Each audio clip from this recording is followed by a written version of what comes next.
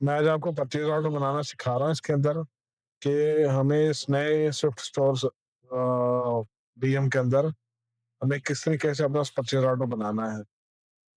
यहाँ पर हम जाएँगे तो हम लिखेंगे परचेज़ ऑर्डर। ये देखिए परचेज़ ऑर्डर की हिस्ट्री भी आ रही है मेरे पास। मैंने जब परचेज़ ऑर्डर पे क्लिक किया, न्यू परचेज़ ऑर्डर भी यहाँ पर बन सकता है। हिस्ट्री में मेरे पहले बनाए हुए परचेज़ ऑर्डर भी यहाँ पर मुझे नज़र आएँगे। अब मैं एक नया परचेज़ ऑर्डर बनाना चाहता हूँ, तो मैं यहाँ पर जाऊँगा, क्लिक करूँगा न्यू पे।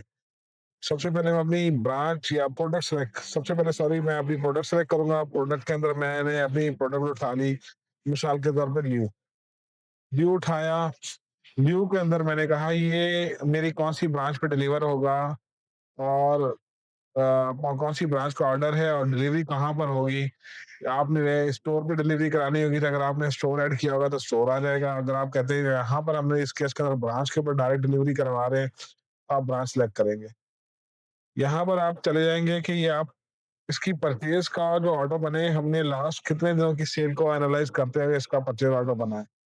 मिसाल के तौर पे मैं सिलेक्ट कर लूँगा कि मैं इसको लास्ट 15 दिन की 15 तारीख से लेके और आज की 5 तारीख यानी कि 20 डेज़ का मैं एक इसका परचेज़ ऑर्डर बनाना चाहता हूँ कि पर लास्ट 20 दिनों में ये जितना बिका है, उस हिसाब से मैं अपना माल मँगवा लूँ।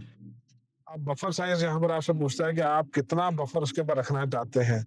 आप कहते हैं जी मैं 10% का बफर रखना चाहता हूँ।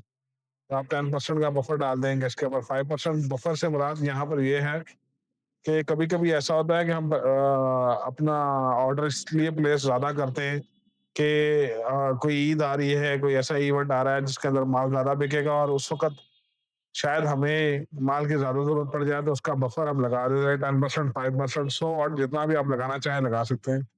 आप अपना मैंने यहाँ पे 10% का बफर लगा दिया है और उसको मैं जनरेट करने जाता हूँ। आप इसको ज़ीरो पे भी बना सकते हैं।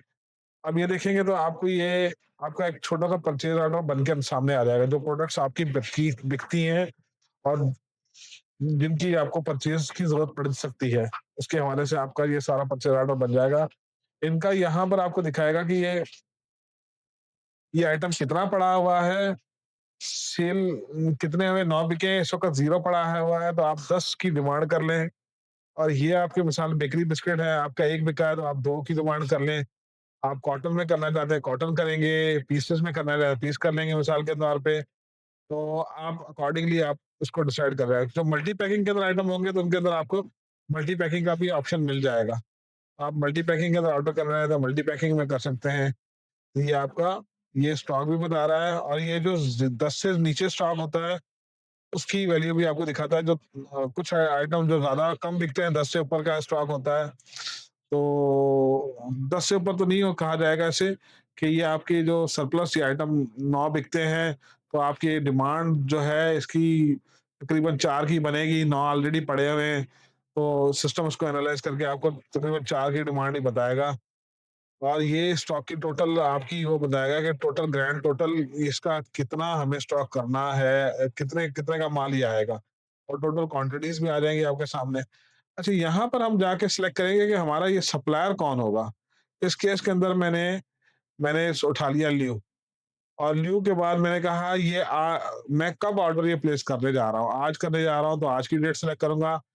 एक्सपेक्टेड डिलीवरी डेट से मुराद ये है कि हमें सप्लायर कब तक ये माल दे दे ताकि हमारे स्टोर पे वो माल अवेलेबल हो।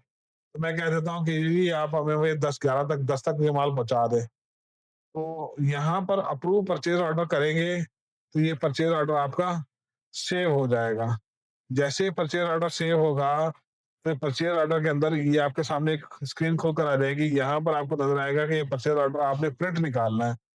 आपके पास 2 ऑप्शन हैं, आप थर्मल पे प्रिंट निकाल लें, थर्मल प्रिंटर जो छोटा प्रिंटर होता है, जो अक्सर हमारे सुपर स्टोर वगैरह में चल रहा होता है। आप थर्मल पे प्रिंट निकाल लें, ये थर्मल का एक व्यू आ गया।